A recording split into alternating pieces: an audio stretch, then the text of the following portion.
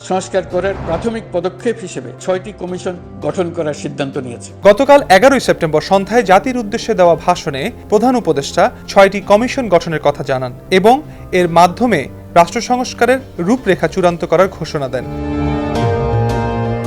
ভাষণে প্রধান উপদেষ্টা সার্বিক সংস্কারের মাধ্যমে জাতি হিসেবে নতুনভাবে যাত্রা শুরু করার কথা বলেন। তিনি শ্রমিক, ব্যবসায়ী, সমিতি, সংগঠন সবখানে সবাইকে নিজ নিজ জগতে সংস্কার আনার আহ্বান জানান। ডক্টর ইউনূস তার ভাষণে সুষ্ঠু ও অবাধ নির্বাচনের জন্য পুলিশ প্রশাসন, জনপ্রশাসন, বিচার প্রশাসন ও দুর্নীতি দমন কমিশন এই 4টি প্রতিষ্ঠানের সংস্কার অপরিহার্য বলে উল্লেখ করেন। তিনি বলেন, এসব প্রতিষ্ঠানের সংস্কার জনমালিকানা ভিত্তিক, জবাবদিহিমূলক ও কল্যাণমূলক রাষ্ট্র ব্যবস্থা প্রতিষ্ঠায় অবদান রাখবে। প্রধান উপদেষ্টা জানান, সংস্কার করার প্রাথমিক পদক্ষেপ হিসেবে 6টি কমিশন গঠন করার সিদ্ধান্ত নেওয়া হয়েছে। এসব কমিশনের কাজ পরিচালনার জন্য বিষয়ভিত্তিক অভিজ্ঞতা বিবেচনা করে 6 জন বিশিষ্ট নাগরিককে দায়িত্ব দেওয়া হয়েছে। তিনি আশা প্রকাশ করেন, পূর্ণাঙ্গভাবে গঠিত হওয়ার পর আগামী 1 অক্টোবর থেকে কমিশনগুলো আনুষ্ঠানিকভাবে কাজ শুরু করতে পারবে।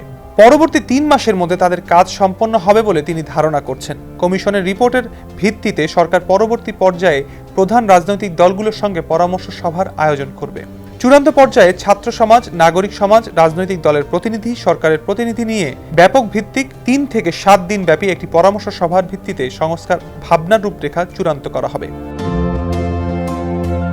5-star রেটিং প্রাপ্ত বিএলডিসি টেকনোলজির Walton super saver ceiling fan 65% পর্যন্ত বিদ্যুৎ বিল সাশ্রয় করে আপনাকে রাখে প্রশান্তিতে। ওয়ালটন ফ্যান হাওয়া বদলে দেয়।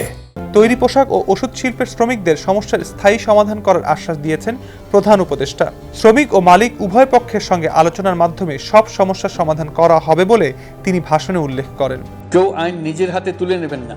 জাতির উদ্দেশ্যে দেয়া ভাষণে দেশবাসীকে আইন নিজের হাতে তুলে না নেওয়ার জন্য আহ্বান জানিয়েছেন ডক্টর মোহাম্মদ ইউনূস। কেউ আইন নিজের হাতে তুলে নিয়ে বিশৃঙ্খলা সৃষ্টি করলে তাকে আইনের আওতায় আনা হবে বলে হুঁশিয়ার করেন তিনি।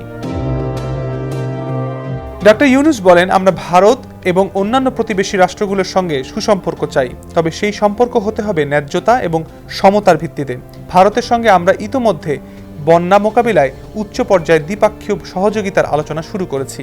দক্ষিণ এশিয়ায় আঞ্চলিক সহযোগিতা বৃদ্ধির লক্ষ্যে আমি সার্ক রাষ্ট্রগোষ্ঠী পুনর্জীবিত করার উদ্যোগ নিয়েছি ও পাচার হয়ে যাওয়া অর্থ ফিরিয়ে আনার উদ্যোগ আমরা নিয়েছি। প্রধান উপদেষ্টা তার ভাষণে গত 1 মাসে লুটপাট ও পাচার হয়ে যাওয়া অর্থ ফিরিয়ে আনা, আর্থিক ও ব্যাংকিং খাতে শৃঙ্খলা ফিরিয়ে আনা, নিত্য প্রয়োজনীয় পণ্যমূল্য নিয়ন্ত্রণ, বিদ্যুৎ ও জ্বালানি সংকট সহ জনজীবনের বিভিন্ন সংকট নিরসনে সরকারের বিভিন্ন পদক্ষেপ তুলে ধরেন।